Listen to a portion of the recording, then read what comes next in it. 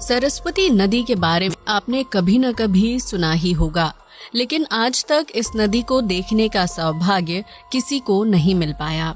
वजह है सरस्वती नदी का रहस्यमय होना, जिसके त्रिवेणी संगम में मिलने से लेकर उसके लुप्त होने की कथाएं काफी मशहूर हैं। तो आइए जानते हैं सरस्वती नदी के लुप्त होने का रहस्य, जिसके बारे में सुनकर लोग आज भी हैरान रह जाते हैं। कहा जाता है कि प्रयाग में गंगा, यमुना और सरस्वती नदी का मिलन होता है, जिसे त्रिवेणी संगम के नाम से भी जाना जाता है। इस संगम पर गंगा और यमुना नदी तो नजर आती हैं, लेकिन सरस्वती नदी रहस्यमय तरीके से लुप्त हो जाती है। कई लोगों का मानना है कि धरती पर सरस्वती नदी का अस्तित्व है ही नहीं। वहीं कुछ लोग इस नदी को लेकर तरह तरह की कथाएं बताते हैं। तो क्या है सरस्वती नदी का रहस्य, जो आज तक वैज्ञानिक भी नहीं सुलझा पाए? विभिन्न हिंदू धर्म ग्रंथों में सरस्वती नदी का उल्लेख मिलता है। ऋग्वेद में इस नदी को अनंतवती और उदकवती का नाम दिया गया, जिसे सिंधु नदी के समान ऊंचा दर्जा प्राप्त है और इसे भाषा, ज्ञान, विभिन्न कलाओं और विज्ञान की देवी माना जाता है। हालांकि ऋग्वेद में सरस्वती नदी का उल्लेख होने के बावजूद भी इसके अस्तित्व को लेकर वाद विवाद जारी है, क्योंकि यह नदी रहस्यमय तरीके से गायब रहती है।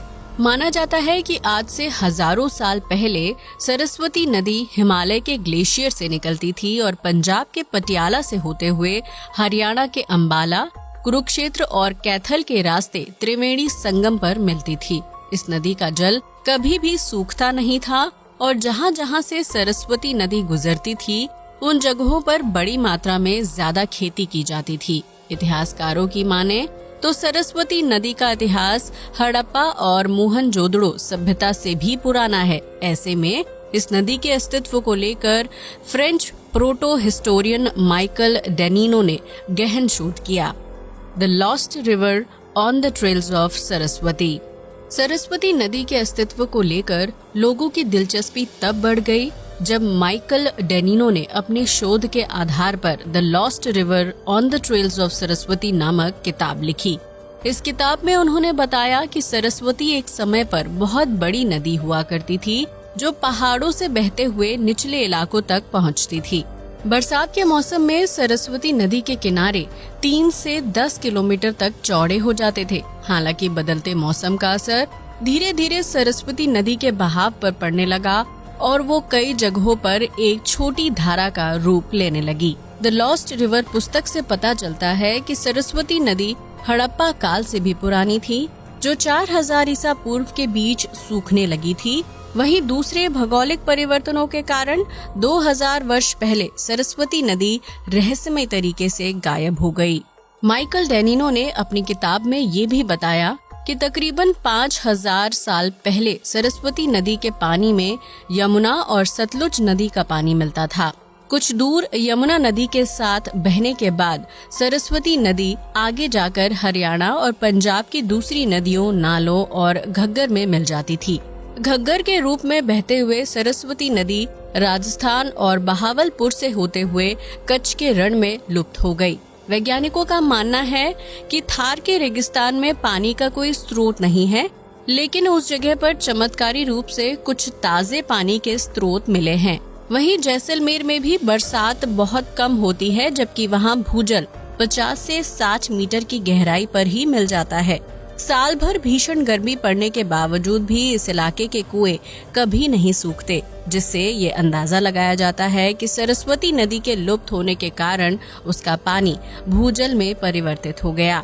जिन इलाकों में सूखा होने के बावजूद भी भूजल की अत्यधिक मात्रा पाई जाती है, उस पानी के नमूनों में ट्राइटियम की मात्रा ना के बराबर होती है, जिसकी वजह से आधुनिक तकनीक के माध्यम से उस पानी पर रिसर्च करना मुश्किल है। दूसरे वैज्ञानिकों के शोध से पता चलता है कि रेत के टीलों के नीचे ताज़ा पानी जमा है, जिसे रेडियो कार्बन डेटिंग के जरिए 1000 साल पुराना भूजल माना जा रहा है। वैज्ञानिक ये भी मानते हैं कि टीलों के नीचे मौजूद पानी सूखे तल वाली सरस्वती नदी के ऊपर मौजूद हो सकते हैं। एक समय में सरस्वती नदी कारोबार और व्यापार को बढ़ाने का सबसे अच्छा रास्ता हुआ करती थी, जिसके किनारों पर लोगों की बस्तियां होती थीं। लेकिन प्राचीन काल में आए बड़े भूकंप के झटकों ने उत्तर भारत की भौगोलिक स्थिति को पूरी तरह से बदल कर रख दिया, जिसकी वजह से सरस्वती नदी की धारा के पुराने रास्ते बदल गए। ऐसा भी माना जाता है कि पृथ्वी की आंतरिक संरचना में हुए बदलाव की वजह से सरस्वती नदी भूमिगत हो गई। जमीन के अंदर पानी के रिसाव के कारण धीरे धीरे सरस्वती नदी गायब हो गई और उसका पानी भूजल में तब्दील हो गया।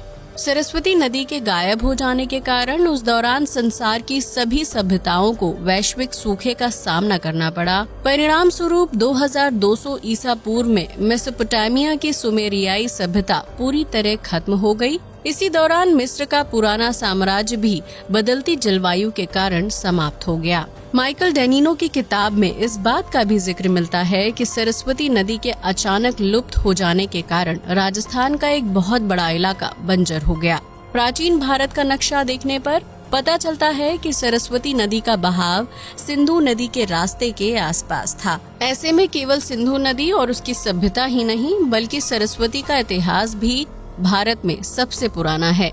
हालांकि अपने प्रवाह के दौरान सरस्वती नदी कभी गंगा नदी से मिली या नहीं, इस बात के पुख्ता सबूत नहीं मिलते हैं।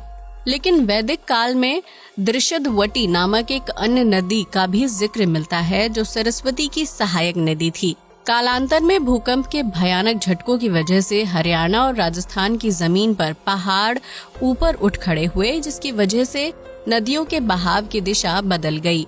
आज दृशदवती नदी को यमुना के नाम से जाना जाता है, जिसका इतिहास 4000 साल पुराना है।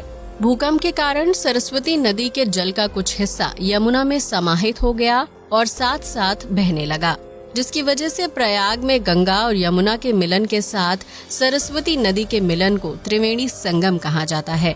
इसके अलावा सरस्वती नदी का बाकी जल भूमिगत होकर भूजल में तब्दील हो गया और इस तरह धरती से सरस्वती नदी का अस्तित्व गायब हो गया। अब तो आप समझ ही गए होंगे कि आखिर क्यों सरस्वती नदी के इतिहास और अस्तित्व को लेकर लोगों के दिमाग में प्रश्न रहता है। हमें उम्मीद है कि इस वीडियो को देखने के बाद आप सरस्वती नदी के गायब होने की असल वजह को समझ पाए होंगे। क्या सरस्वती नदी का अस्तित्व आपके लिए सच है या अफवाह? अपना जवाब कमेंट करके हमें जरूर बताएं। आज के लिए बस इतना ही। वीडियो अच्छा लगा हो तो इसे लाइक और शेयर करें, साथ ही हमारे चैनल को भी सब्सक्राइब करें। जय हिंद दोस्तों।